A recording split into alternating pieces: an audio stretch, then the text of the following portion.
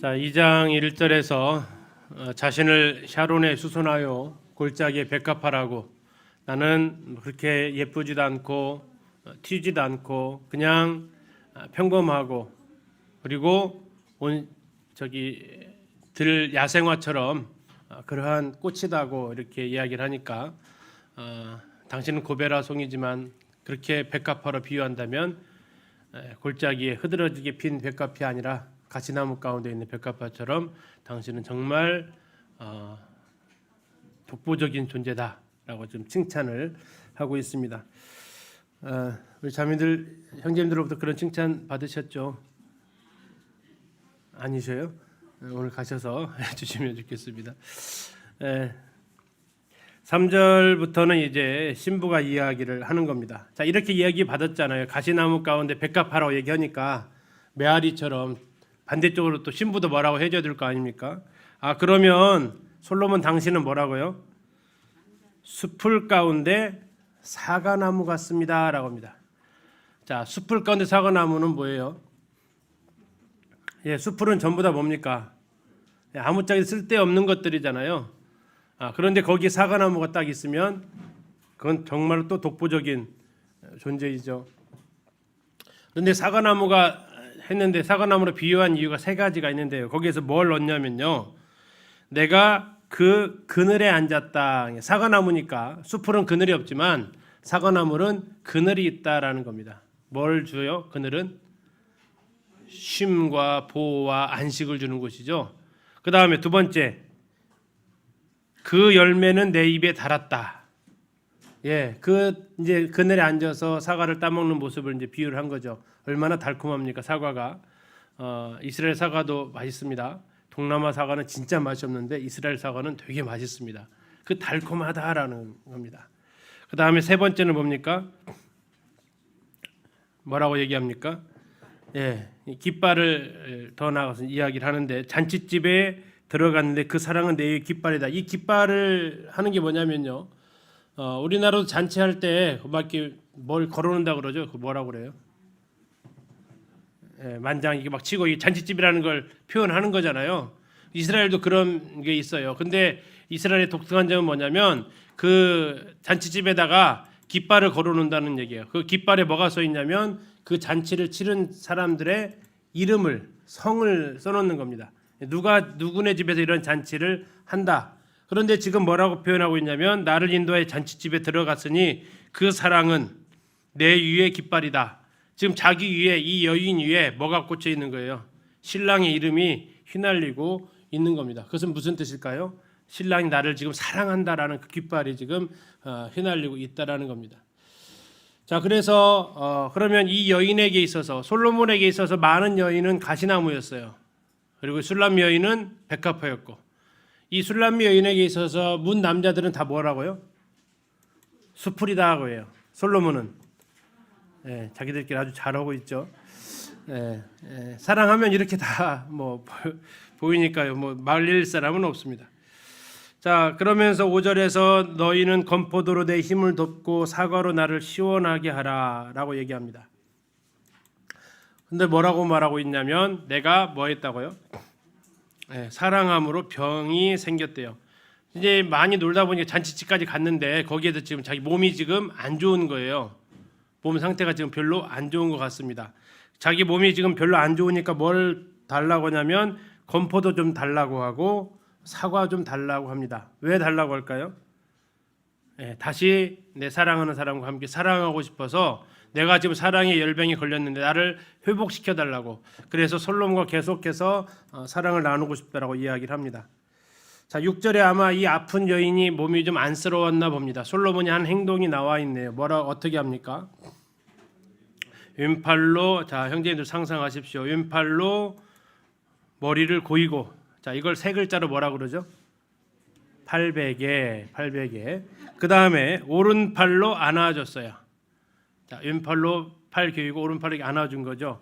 토닥토닥 해주는 겁니다. 이게 지금 이제 이 여인의 아마 지금 아프다고 했잖아요. 내가 지금 병이 생겼다라고 이야기를 좀 하는 겁니다. 자, 토닥토닥하면서 뭐 하는 겁니까? 아프니까 뭐 해야 돼요? 재워줘야죠. 얘기하죠. 예루살렘의 딸들아, 뭐 하지 말아라고요? 깨우지 마라. 고이 잠들었다. 깨우지 마라. 회복이 지금 아픈 여인을 이렇게 달래는 이런 모습도 생각해 볼 수 있겠습니다. 자, 8절에 보면 내 사랑하는 자의 목소리다라고 얘기합니다. 다시 말하면 뭐예요? 이건 시간이 좀 지난 겁니다. 7절까지 하고 지금 하나에 끝났고 8절로 넘어가면 갑자기 장면이 바뀝니다. 시간이 지나서 기다리고 있었다라는 거죠. 아까 표현으로 하면 이제 갑자기 헤어졌다가 돌아오는 장면이 나오는데 내 사랑하는 자의 목소리가 들린다라는 겁니다. 어디서 오고 있습니까? 그가 산에서 달려오고 있고요. 작은 산을 빨리 넘어온대요. 근데 어떻게 넘어오냐면 9절에 보니까 노루처럼 넘어오고 사슴처럼 넘어온대요. 그래서 지금 나를 뭐 하고 있어요? 창으로 들여다보고 엿본대요. 다시 말하면 내가 어디 있는지 지금 찾고 있다라는 얘기예요. 자, 8절 9절은 다시 얘기하면 무슨 상황이냐면 지금 솔로몬과 술람 여인이 어떤 이유인지 모르겠지만 지금 헤어졌어요. 이렇게 사랑하는 사이였는데 그러다가 갑자기 이제 이 신랑의 소리가 오는 소리가 들리는 거죠. 산을 달리고 작은 산을 넘어서 오는 겁니다. 어떻게 해요? 사슴처럼 펄짝펄짝 뛰어넘는 거예요. 자, 어떻게 표현하고 있냐면 작은 산을 빨리 넘어온다는 얘기는 축지법 쓰고 있다는 얘기예요. 그러면 그 마음이 어떻다는 얘기예요? 아주 그냥 보고 싶어서 그냥 정말 날아오는 것처럼 이야기를 하는 거죠. 노루와 같다라는 얘기는 이 사슴들 그 앵기리 같은 데 가서 보면 그 사슴들이 뛰어다니는 모습 보면 정말 귀엽게 뛰어다니는데 그런 모습으로 막 찾아와 가지고 엿보면 내가 어디 있는지 여기저기서 엿보면서 술람 여인을 지금 보고 있는 장면을 표현하고 있습니다. 그러면서 10절에 나의 사랑하는 자의 나에게 말한다. 이제 왔어요. 와가지고 만났네요. 10절에서 뭐 하고 있습니까? 뭐라고 얘기합니까? 10절에서 나의 사랑 내 어여쁜 자야 뭐라고 해요? 일어나서 함께 가자. 자, 이거 가지고 이제 보통 말씀 많이 전하시죠. 함께 가자. 자, 그러는데 왜 가냐? 왜 가냐라는 거죠. 때가 됐다라는 얘기입니다. 11절 무슨 때가 됐나 보세요. 겨울도 지났고 비도 그쳤다. 자, 우리 식으로 말하면 봄이겠지만 이스라엘식으로 말하면 이스라엘의 기후는 뭐죠? 건기와 우기죠. 지금 비가 그쳤으면 무슨 계절이 된 겁니까? 건기. 건기의 계절은 지금 이스라엘의 지금 이때의 기후입니다. 4월 달. 자, 이스라엘의 이때 4월 달 가면 뭘 볼 수 있을까요? 12절을 볼 수 있어요. 12절. 뭐가 보입니까? 지면에는 꽃이 피고 새가 노래합니다. 이제 건기가 들어갔는데 웬 꽃이 아니요. 지금 우기 때 내렸던 그 비로 인해서 이제 꽃이 막 만발을 한다고요. 그래서 그 영상으로 자주 보여드리는 그 이스라엘 이강근 목사님도 가끔씩 계속해서 여기 꽃 좀 보세요. 여기 꽃 좀 보세요. 계속 이 라이브로 방송을 해요. 이렇게 들에 많은 꽃들이 피었다고. 지금 이 시기에 딱 이 배경은 지금 이때예요. 이때. 비가 다 그쳤어요. 그런데 지면에 꽃이 피어오르는 때예요. 꽃이 피니까 새가 노래하고 비둘기 소리가 오는 거예요. 이때쯤 되면 막 나가고 싶은 충동이 생기는 때잖아요. 그것이 지금 이 장면 속에 지금 그려지고 있는 겁니다. 자, 그 다음에 13절에 무화과 나무에는 푸른 열매가 익었다라고 나오네요. 푸른 열매가 익었다. 이게 열매는 이게 6월 정도 있기 때문에 때가 좀 안 맞아서 여기에 대한 적절한 표현은 무화과 열매가 향기를 바란다라고 이렇게 표현해가는 게 좀 더 좋은 번역이다라고 이야기를 하고요.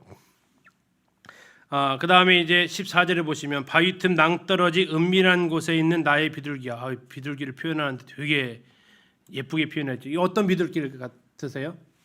바위 틈 낭떠러지 은밀한 곳에 있는 나의 비둘기. 맷비둘기. 예, 맞습니다. 산비둘기입니다. 자, 앞에서 12절 한번 보세요. 12절도 비둘기 나와요. 12절 비둘기 보이세요? 자, 비둘기 소리가 이 비둘기하고 14절 비둘기랑 같은 비둘기가 아니에요. 12절에 있는 비둘기는 어떤 비둘기냐면 그냥 야생 비둘기라고 생각하시면 돼요. 네. 그런데 여기 14절에 있는 비둘기는 그보다 좀 더 특별한 산비둘기라는 겁니다. 그런데 바위 틈 낭떠러지 은밀한 곳, 사람의 손이 탄 곳이에요, 안 탄 곳이에요? 안 탄 곳이죠. 바로 술람미 여인이 이렇게 그러한 순결한 여인이다라고 이렇게 지금 표현을 하고 있는 겁니다. 술람미 여인을 비둘기에다 표현하는데 다른 사람 손이 타지 않은 그러한 순결한 여인이다라고 표현하기 위해서 그 표현을 한 거죠. 바위 틈 낭떠러지 은밀한 곳에 있는 나의 비둘기야. 내가 내 얼굴을 보게 하라. 내 소리를 듣게 하라. 내 소리는 부드럽고 내 얼굴은 아름답다라고 이렇게 칭찬을 합니다. 자, 문제는 이제 가자고 하잖아요. 가면 되잖아요. 근데 문제가 생겼어요. 무슨 문제가 생겼어요? 오빠들이 또 여기서 방해하고 나서네요. 오빠들이 뭐 하고 가라고 그래요? 야, 여우 잡고 가라고 하는 겁니다. 여우 잡고 가. 포도원에 있는 여우 잡고 가라는 거예요. 이 포도원의 여우가 그러면 왜 말썽꾸러기예요? 이 여우는 팔레스타인에 사는 그 작은 여우인데 봄철에 나와가지고 뿌리 밑으로 이렇게 땅을 파고 들어가가지고 구멍을 파가지고 그 양분을 끊어버려요. 그래서 포도나무를 그 자체로 그냥 죽어버리게 하는 그런 일들을 하기 때문에 이 큰 여우들은 열매를 따먹지만 이 작은 여우들은 밭에다가 구멍을 파가지고 이 포도나무 자체를 죽여버리기 때문에 야, 갈 때 가더라도 뭐는 해라.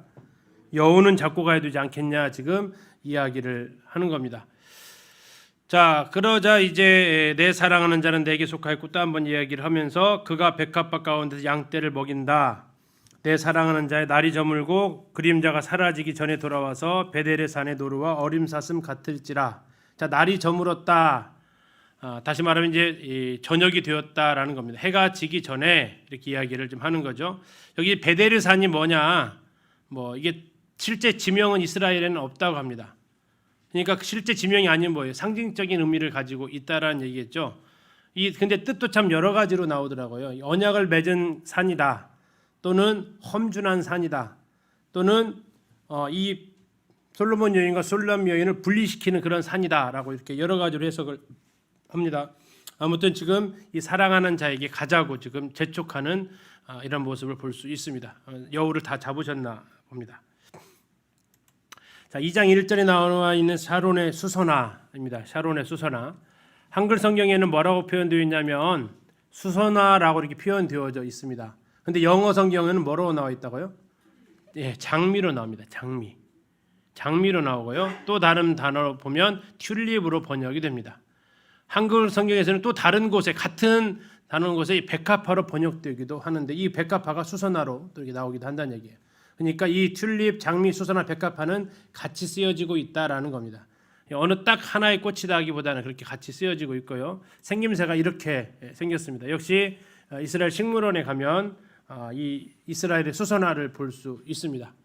근데 이게 한국에서도 볼 수 있습니다. 한국 충북 제천에 세계 기독교 박물관이라는 곳이 있는데 거기에 그 관리하시는 정정숙 사무가 계십니다. 그래서 분이 이제 성서식물이라는 책을 쓰신 분인데요. 거기에서 이 이스라엘 가가지고 이런 씨앗이죠. 가져와 가지고 한국에다가 이렇게 재배를 했어요. 네, 그래가지고 굉장히 이렇게 안에는 성경의 물건들이 있고 바깥에는 이런 식물들이 있어서 코로나가 좀 풀리면 한번 갔다 오려고 하는데요. 이렇게 생겼고요. 이게 샤론의 튤립입니다. 샤론의 튤립. 이게 샤론의 튤립. 그 옆에 있는 게 샤론의 장미. 꼭 뭐같이 생겼습니까? 네, 꼭 뭐같이 생겼어요?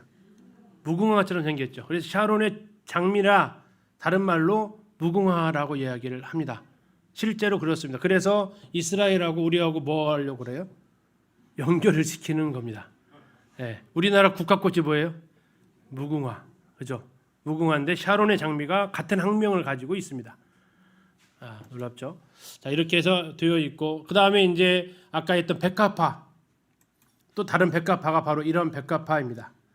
자, 이게 지금 백합화인데요. 어떻게 좀 특출하게 보이세요? 이 지천으로 깔려 있다고요. 이 평범한 꽃이다라는 얘기 그 얘기예요. 그 옆에 보면 이제 색깔 있는 보라색, 흰색 백합화입니다. 아네모네. 우리 그냥 그 화원에 가는 릴리 그런 백합이 아닙니다. 흰 백자가 아니고 일백백자입니다. 일백백. 백합화 할 때 야생화다라고 생각하시면 되겠습니다. 그래서 2장 1절에 나와 있는 샤론의 수선화요 골짜기에 백합하다라는 것은 뛰어난 아름다움, 고결한 아름다움이 아니라 흔해 빠진 꽃이다라는 의미다라고 이렇게 생각하시면 되겠고요. 자기 자신을 겸손하게 표현한 거죠. 전에 이제 수넴 여인이 나는 백성 중에 거합니다라는 것과 비슷한 의미가 되겠습니다. 자, 이렇게 해서 이제 자기 자신에 대해서 이렇게 표현했던 꽃을, 이스라엘에 있는 꽃을 좀 이렇게 보신 겁니다. 그래서 이스라엘 나중에 가면 이스라엘 식물원도 한번 가서 보면 이런 꽃도 볼 수 있고, 지난 시간에 보셨던 아하스 해시계, 그것도 여기에 있어요. 볼 수 있을 것 같습니다. 자, 이제 3장으로 넘어가겠습니다. 3장입니다. 3장은 꿈이라는 것을 알 수 있습니다. 3장 1절에 내가 밤에 침상에서 마음으로 사랑하는 자를 찾았노라 이렇게 나옵니다. 자, 그래서 이거 꿈으로 시작된다라는 것을 알 수 있습니다. 찾았는데 찾지 못합니다. 찾지 못하니까 2절에 보니까 내가 일어나서 어디로 갔습니까? 예, 성 안을 돌아다녔습니다. 자, 이것을 번역하면, 이걸 그냥 원어대로 번역해서 하면 이렇습니다. 이제 나는 일어나리라. 그리고 나는 그 성 안과 그 거리들 안과 그 광장들 안을 돌아다니리라. 내가 나의 영혼에 사랑하는 자를 찾으려 하였도다. 내가 그를 찾으려 했으나 나는 그를 만나지 못하였도다. 지금 뭔 문제가 생긴 거죠. 자, 그런데도 불구하고 그는 누굽니까? 내 마음에 사랑하는 자라고 3절을 보시면요. 자, 못 찾으니까 어떻게 했냐면 순찰하는 사람들한테 부탁을 합니다. 내 마음에 사랑하는 자를 혹시 보았습니까? 묻는 거예요. 3절에. 근데 대답을 해줬는지 안 해줬는지 모르겠는데 4절 그들을 지나치자마자 어떻게 됐어요? 만났습니다. 만나가지고 이제 그를 붙잡습니다. 왜 붙잡았을까요?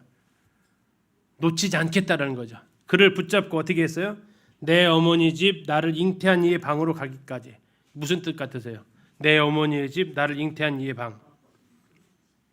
이것은 가장 소중한 장소라는 관용적 표현입니다. 자기가 태어난 곳이기 때문에, 자기가 시작된 곳이기 때문에 이곳은 어떤 곳이라고요? 가장 소중한 곳이라는 의미를 가지고 있다라는 겁니다. 그래도 그곳에서 솔로몬하고 지금 뭐 하고 싶다는 얘기예요? 솔로몬과 함께 사랑을 나누고 싶다고 지금 그가 고백을 하고 있는 거죠. 내 어머니의 집 나를 잉태한 이의 방.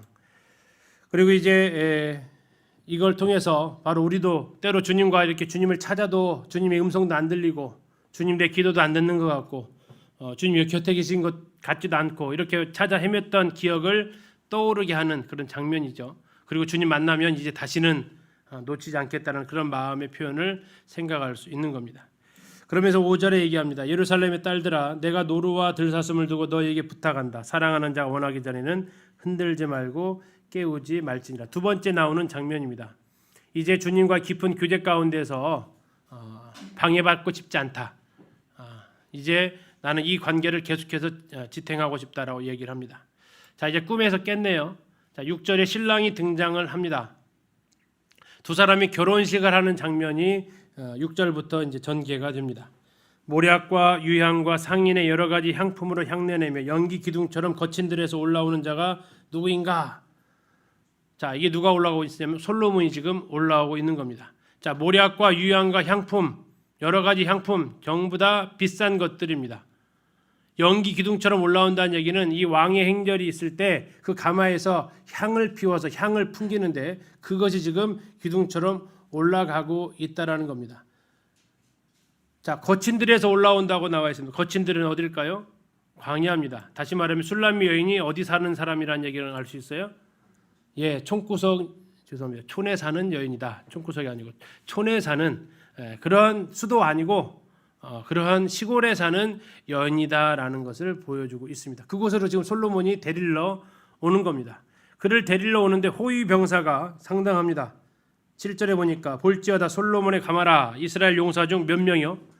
60명이 호위 군사로 등장을 합니다. 왜 호위 군사가 이렇게 많이 필요할까요? 왕이니까요. 또 하나는 이스라엘의 결혼식은 낮에 할까요? 밤에 할까요? 밤에 합니다. 밤에 하면 호위 군사들이 더 많아야 되는 거죠. 그래서 이렇게 무장을 하고 지금 지키고 온 것 같습니다. 자, 그리고 이 술람 여인이 탈 수 있게끔 만들어 놓은 10절에 보면 그 마차 그것은 그 기둥은 은이요 바닥은 금이요 자리는 자석 깔개라. 이 여인이 탈 수 있도록 예루살렘 여자들이 아주 정성껏 꾸며놨다라고 지금 이야기를 하고 있습니다. 자, 이런 것들 색깔이 무슨 깔개라고요? 무슨 색?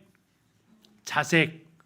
자, 이게 흔한 색이 아니죠. 무슨 색이죠? 자색하면 귀족의 색깔, 왕족의 색깔입니다. 이게 왕의 수레니까. 근데 거기에 누구를 태운다고요, 지금? 술람미 여인을 거기에 태우는 거예요. 자, 그러면 이 술람미 여인의 이제 신분이 상승했다는 것을 우리가 알 수 있죠. 그 다음에 11절에 보니까 시온의 딸들아 나와서 솔로몬 왕을 보라. 혼인날 마음이 기쁠 때에 그의 어머니가 씌운 왕관. 어머니가 왕관을 씌웠다는 얘기는 무슨 일일까요? 어머니가 이 결혼에 대해서 축복하고 있다라는 얘기입니다. 어머니가 결혼에 대해서 축복하기가 쉽지 않았겠죠. 왕이 그 손구석에 사는 정말 이름 없고 가문 없는 그 여인을 데려오는데, 그러나 놀랍게도 이 솔로몬의 어머니는 누구예요? 그럼요? 밧세바잖아요. 밧세바. 그가 왕관을 가지고 와서 솔로몬에게 씌워줬다. 내 아들의 결혼을 축하해주고 있다라는 표현이 되겠습니다. 자, 이제 4장으로 가면 오늘의 이야기 하이라이트 첫날 밤이 됩니다. 자, 4장 1절에 신랑이 신부의 아름다움을 이야기하고 있습니다. 4장 1절 내 사랑 너는 어여쁘고도 어여쁘다. 너울 속에 있는 내 눈이 나오는데, 너울 속에 있다. 어디 속에요? 왜 너울 속에 있을까요? 결혼식 때 신부가 어떻게 하고 있는 거예요? 너울 쓰고 있는 거죠. 오늘 예전에 결혼식 때 신부들 너울 많이 썼는데 요즘은 거의 안 쓰대요. 그렇죠? 결혼식 가서 보면 너울은 안 쓰고 혹시 뭐 쓰는지 아세요? 왕관을 쓰고 있더라고요. 이건 성경적인 것은 아닌데 너울을 벗어 던지고 왕관을 요즘 신부들은 쓰고 있어요. 그렇죠? 이제 가리진 않고 나를 여왕으로 사시겠다라는 표현 같은데, 아무튼 성경의 표현은 신부는 너울을 썼다라고 이야기를 합니다. 이것은 리브가가 이삭 만날 때 너울을 썼던 표현도 같이 우리가 생각할 수 있죠. 자, 그러면서 그의 그 묘사를 쭉 해줍니다. 너울 속에 있는 내 눈이 비둘기 같고, 비둘기 같대요. 눈. 그런 무슨 의미일까요? 비둘기 같은 눈은 순하다라는 겁니다. 순하다. 다음에 머리털은 길르앗산 기슭에 누운 염소떼 같다. 이 해석이 잘 안 되시죠, 그렇죠? 가서 본 적이 없잖아요, 그렇죠? 근데 이걸 본 사람은 바로 알아요. 자, 머릿결이 무슨 색일까요? 정답입니다. 검정색입니다. 염소떼니까 그래요. 만약에 여기다 양떼라고 썼으면요, 머리 하얀색이 되는 거예요. 염소떼고, 길르앗산은 길르앗산. 자, 좋은 땅일까요? 안 좋은 땅일까요? 좋은 땅입니다. 길르앗은 바산의 암소들이 사는 곳입니다. 거기는 굉장히 목초지가 좋은 곳이에요. 거기에서 염소떼들이 누워 있어요. 그러면 많아요, 적어요? 많아요. 그럼 머리숱이 어떻다는 얘기예요? 검고 풍성한 머릿결을 가지고 있다. 이렇게 쉬운 부분을 갖다 이렇게 어렵게 지금 쓰신 거죠, 그렇죠? 그 다음에 뭐라고 했어요? 내 이는 치아입니다. 치아. 이는 목욕장에서 나오는 털 깎인 암양 새끼, 곧 새끼는 없는 것은 하나도 없이 각각 쌍태를 낳은 양 같구나. 뭐 이렇게 복잡하죠. 이빨이 어떻게 생겼다고요? 목욕장에서 나오는 털 깎인 암양 같대요. 자, 목욕장, 자, 양털을 깎아야 되는데, 자, 힌트 드릴게요. 양이 깨끗해요, 더러워요? 더러워요. 그러면 더러운데 양털을 깎을 때 그냥 깎을까요? 씻겨서 깎을까요? 씻겨서 깎아요. 양털을 깎기 전에 씻긴다고요. 다시 말하면 목욕을 시킨다고요. 그렇지 않고 하면 너무 이렇게 막 엉켜가지고 깎아지도 않고 굉장히 어렵기 때문에 한번 싹 그 표현이에요. 목욕장에서 나오는 털 깎인 암양. 그래도 시커먼데 이게 나오니까 이렇게 지금처럼 막 순백의 치아는 아니겠죠. 나왔어요. 이게 나와서 깎은 그 양처럼 생겼다라고 얘기를 합니다. 내 입술은 뭐예요? 홍색 실 같고, 입술 색깔이 그럼 어떤 색이라는 얘기예요? 입술이 지금 빨갛다라는 얘기입니다. 다음에 어여쁘고 너울 속에 내 뺨은 석류 한쪽 같다. 뺨. 어떤 것은 이 관자놀이라고도 합니다. 이 뺨이라는 건데 이제 이 뺨도 같아요. 근데 석류 한쪽이라 생각하면 이쪽 같아요. 자, 그러면 어떻게 생겼다고요? 석류 한쪽 같아요. 한쪽. 자, 석류가 이렇게 겉에 하고 잘랐을 때 하고 어디가 더 빨가네요? 잘랐을 때 훨씬 빨간하죠. 그렇게 좀 불구스름한 모습을 다시 말하면 이제 이게 붉게 이렇게 상기되었다고 할까요? 홍조를 띤 그런 뺨의 모습을 얘기하고 있습니다. 그 다음에 헷갈리는 게 이제 4절입니다. 자, 목입니다. 목. 내 목은 무기를 두려고 건축한 다윗의 망대, 곧 방패 1000개 용사의 모든 방패가 달린 망대 같다. 이게 칭찬이에요, 뭐예요?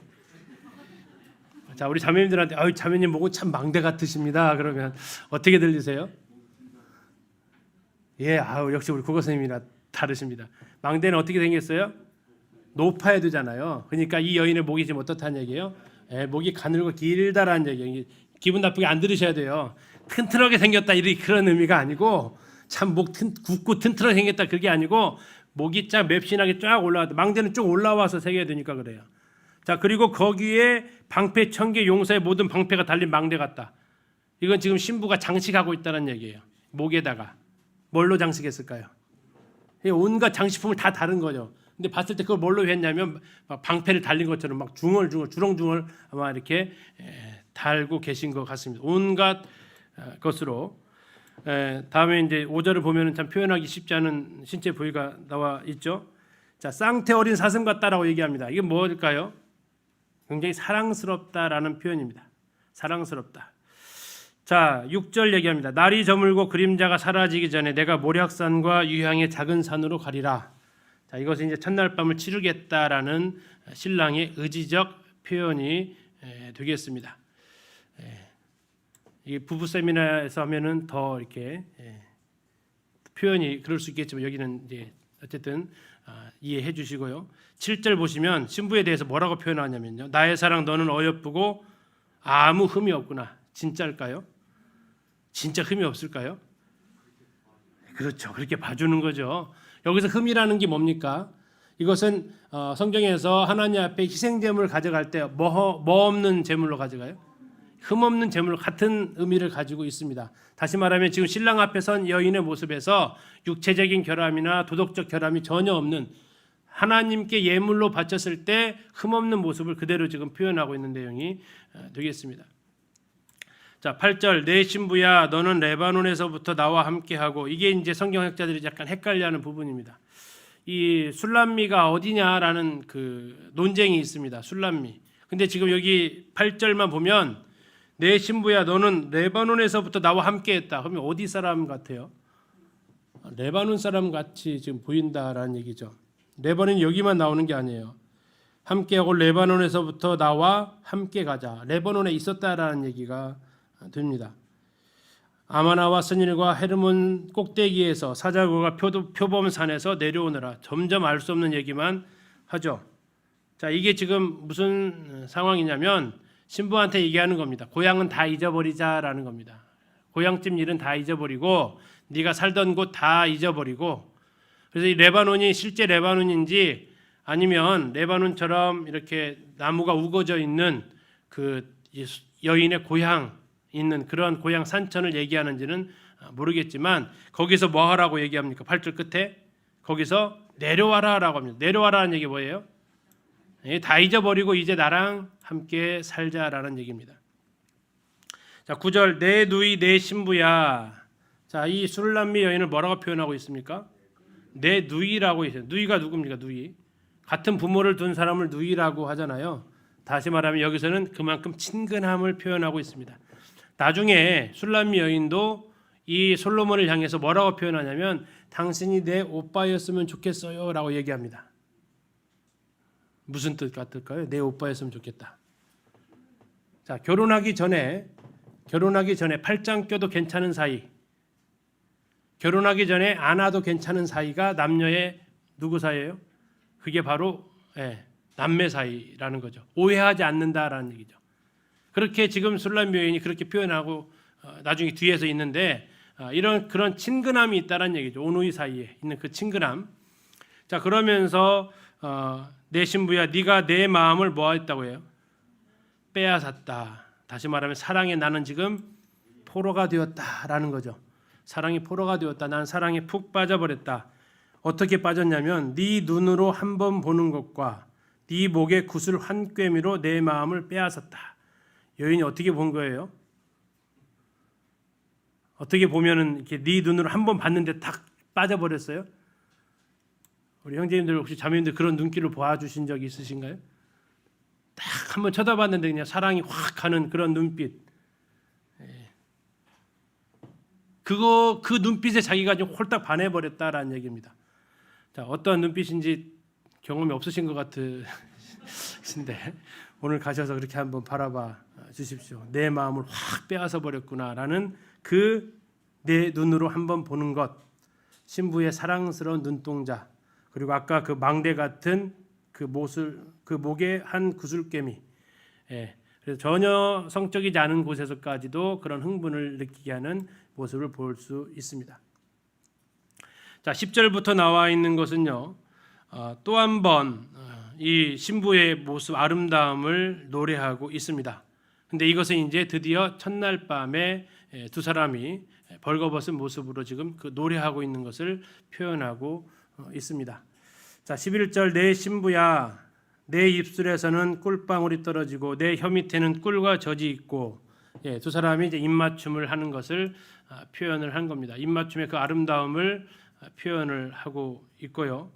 다음에 내 의복의 향기는 레바논의 향기 같다. 지금까지 많은 여인들은 다 향기 뿌린 냄새였다면 이 술람 여인의 향기는 어떤 향기입니까? 자연의 정말 순수한 향기다 얘기합니다. 12절 내 누이 내 신부는 잠근 동산이요 덮은 우물이요 봉한 샘이로구나. 알 수 없는 얘기를 또 하죠. 무슨 뜻 같으십니까? 여기 좀 표현을 화면에다 해놨습니다. 그녀가 순결하다라는 겁니다.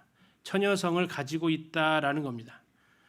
예전에 우리나라에서도 결혼하게 되면 자리옷을 깔아서 그녀가 이게 처녀라는 것을 증표로 이렇게 했던 내용이 나오고, 이스라엘에서도 그렇게 그것을 부모들은 가지게 이렇게 하는 이런 것들이 있었습니다.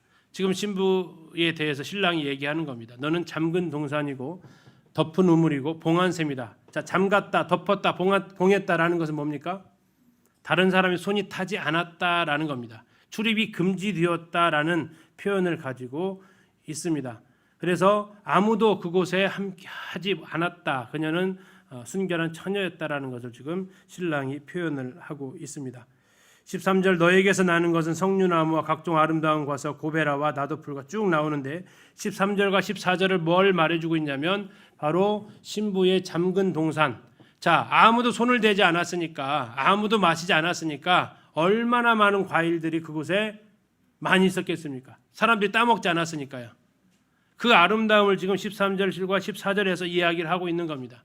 이게 바로 우리가 성경에서 말하고 있는 혼전순결이 가지고 있는 아름다움을 이야기하고 있는 겁니다. 거기에는 뭐가 표해 있다고요? 석류나무가 있답니다. 석류나무는 풍요와 생명력을 상징해 주는 나무죠. 석류를 딱 가면 그 안에 얼마나 많은 그 씨들이 이렇게 있습니까? 그렇죠? 그것이 바로 풍요를 상징하는 거죠. 다음에 각종 아름다운 과수와 이렇게 나와 있는데 아마 뭐 무화과나무, 포도나무, 사과나무 온갖 나무들이 그 동산에, 그 잠근 동산에 많이 심어져 있었겠죠.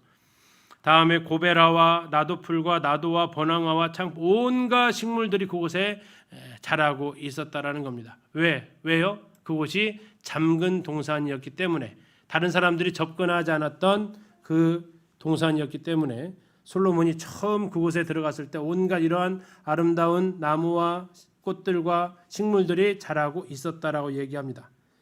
그 다음에 각종 유향목과 몰약과 침향과 귀한 향품, 이건 전부 다 향재료들이죠. 자, 아름다운 향기가 그곳에서 가득했다라는 겁니다. 자, 과일이 가득하고 꽃들이 가득하고 향기가 가득했다. 이게 바로 첫날 밤 순결한 신부로 신랑을 맞이한 여인을 향한 솔로몬의 애찬이죠. 15절에 너는 동산의 샘이요 생수의 우물이요 레바논에서부터 흐르는 시내다. 자, 세 가지가 나오는데 점점점 세지는 것 같습니까? 약해지는 것 같습니까?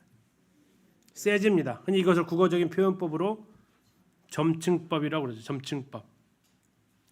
자, 이제 이 수넴 여인이 가지고 있는 이 동산의 샘, 생수의 우물, 시내, 이제 이것은 이 동산에서부터 시작이 되어져서 주변에까지도 풍요롭게 해주는 이런 모습을 통해서 이제 이 여인이 이 여인의 그 가치가 많은 사람들에게까지 혜택을 주는 이런 모습으로 나아간다라고 얘기합니다. 자, 16절도 많이 설교 때 언급하는 내용이죠. 북풍아 불어라, 남풍아 오라. 나의 동산에 불어서 향기를 날리라. 나의 사랑하는 자가 그 동산에 들어가서 그 아름다운 열매 먹기를 원하노라.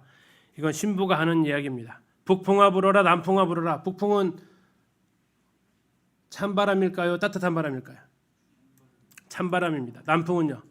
따뜻한 바람입니다. 그래서 북풍은 흔히 말하는 시련과 고난을 이야기를 하고 있죠. 남풍은요, 형통한 날, 기쁜 날, 행복을 이야기하고 있습니다. 다시 말하면 우리가 과일이 잘 익기 위해서는 햇빛만 필요한 게 아니라 뭐도 필요합니까? 바람이 필요한 거죠. 그래서 그것을 두 가지를 다 지금 불어오라는 겁니다. 시련이 있어도 괜찮다라는 겁니다. 오히려 그걸 통해서 더 아름다운 실과를 맺을 수 있다라는 겁니다. 그 동산에 들어가서 그 아름다운 열매 맺기를 원한다라고, 이제는 다시 말하면 나의 동산에 들어오라고, 나랑 이제 함께 사랑을 나누자는 이 신부의 고백으로 4장 16절이 마무리가 됩니다. 그래서 아가서 4장은 신랑의 첫날 밤에 신부의 그 아름다움과 다음에 순결한 모습으로 처녀로서 자기와 결혼한 그 여인의 그 아름다움을 또 노래하면서 4장 16절에서 고백으로 마무리하고 있는데요. 자, 사운 소리 한번 켜주시면요. 이스라엘에 아까 말했던 봉안샘이 있습니다. 봉안샘. 봉안샘이 어떤 샘인지 영상을 통해서 한번 보려고 합니다. 이게 지금 그 유다 산지입니다. 사마리아 산지, 에브라임 그쪽인데요. 영상 한번 보시겠습니다. 산들이 다 좌우에 일렬로 계단식으로 이 올리브를 이렇게 재배를 하는데요. 먼저 이제 팔레스타인 산지에 오늘 봉안샘을 이제 보여드리겠는데요. 이 봉안샘은 팔레스타인 산지의 그 지형에 의해서 형성된 자연적인 지금 보면 저 산 기슭으로 이렇게 샘이 있어요. 샘. 보이세요? 이 팔레스타인 중앙산악지대에는 카르스틱이라고 해가지고 이 하나의 물줄기가 바위 그 층을 타고 가면서 터진 곳마다 샘이 납니다.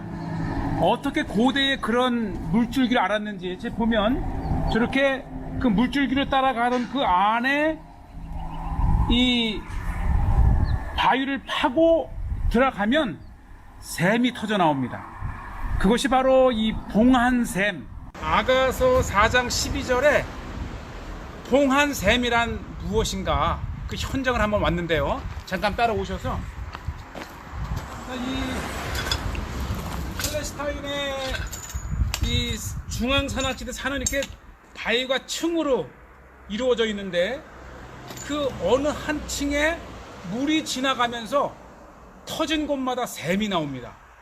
그것을 이제 칼스틱이라고 하는 그 물의 줄기를 말하는데, 이 팔레스타인 중앙산악지대에는 이러한 줄기마다 터진 이 샘이 있고, 또는 이렇게 지금처럼 제가 지금 이전에 3개의 샘을 답사를 했는데 2개는 다 말라 있었어요.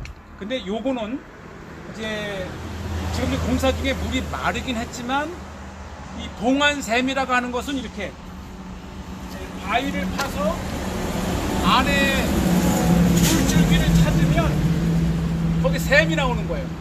자, 한번 이 안에 보여드리죠.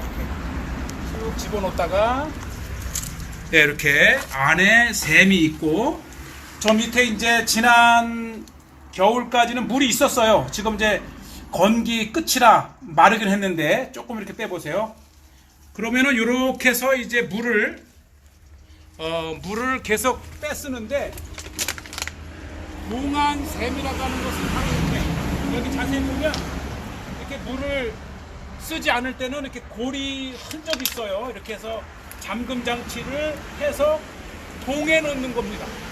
그래서 봉안샘, 그러니까 이 솔로몬의 아가서에 보면 너는 봉안샘이로다 할 때에 이 끊임없이 이 유대 땅의 지혜자들은, 또 하나님은, 또 예수님은 이렇게 그 팔레스타인 땅의 지리를 적절하게 비유를 들면서 말씀을 가르쳤다고 하는 것입니다. 그래서 이 자, 이 봉환샘 어떻게 생겼는지 이해 보셨죠?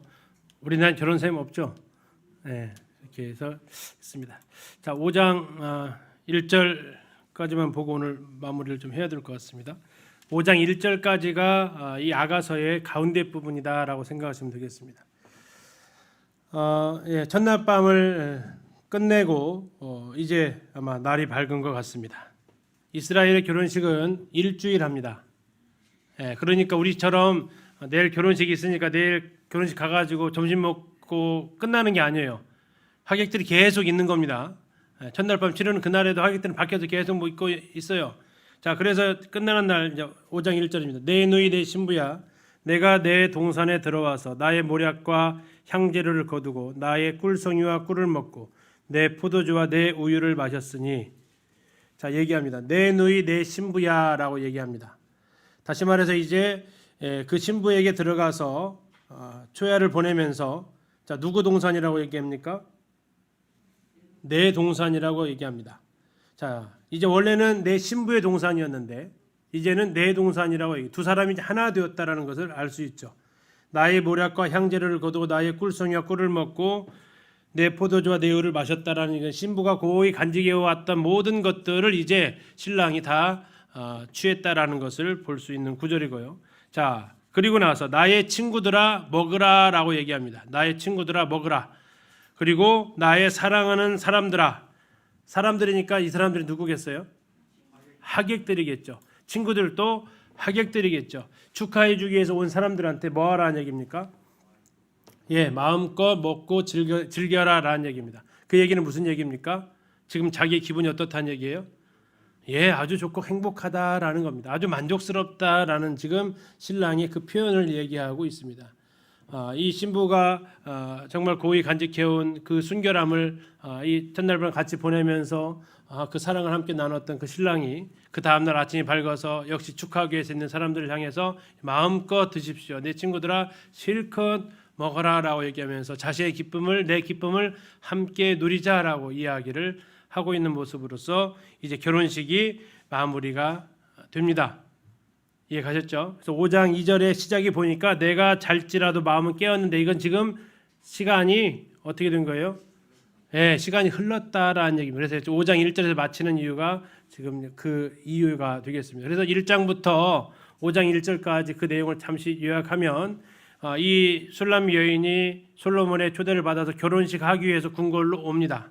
궁궐로 와서 옛날 생각들을 같이 하면서 그때 이런 일들이 있었지, 그때 신랑이 와서 나를 이렇게 속삭였지, 그리고 잠깐 우리가 헤어졌었는데 다시 신랑이 그 60명의 호위군사와 함께 나를 데리러 왔고 나를 이 왕궁에 왔고, 그래서 드디어 기다리던 결혼식을 하게 되었고, 결혼식 날 신랑은 온갖 아름다운 말로 신부의 어여쁨을 칭찬하고, 그리고 그들은 정말 기다리던 결혼의 그 첫날 밤을 같이 보내고 그 아침이 되어서 많은 사람들과 함께 이 기쁨을 나누게 되었다. 이제 사랑이 이제 드디어 연합이 되어졌다라는 것으로 이제 오늘 이야기가 마무리가 되고, 다음 주에는 아가서 5장 2절부터 나와 있는 이들에게 찾아온 위기입니다. 늘 행복할 것 같았잖아요, 그렇죠? 더 이상 문제가 없을 것 같은 이 두 사람에게 위기가 찾아온다라는 겁니다. 근데 위기를 어떻게 극복하느냐가 더 중요한 거죠. 문제 없는 가정이 어디 있겠습니까? 문제 없는 교회가 어디 있겠습니까? 문제는 뭡니까? 그것을 극복해낼 수 있는 힘이 과연 두 사람에게 있는가? 아니, 그 힘 전에 그 문제를, 두 사람의 그 어려움을 극복해내고자 하는 마음, 의지가 과연 있는가라는 것들을 이제 보면서, 그것이 오히려 그 위기를 넘어가면 그 사랑은 더 어떻게 됩니까? 더 견고해지고 더 강해지고 더 아름다워지는 것이 또 이 후반절에 나오게 됩니다. 그래서 마지막 8장에서 사랑은 죽음같이 강하다, 수월의 잔인함보다도 더 강하다라고 맺어질 수 있는 거죠. 자, 다음 주에는 이제 5장 2절부터 그 내용을 같이 이렇게 살펴보도록 하겠습니다. 그래서 아무쪼록 이 부분들이 그리스도와 교회를 가리키기도 하지만 우리 사랑하는 가정 부부들의 그 아름다움도 같이 노래하고 있다, 이렇게 생각할 수도 있겠습니다. 그럼 형님 기도해 주시고 오늘 좀 일찍 마치도록 하겠습니다.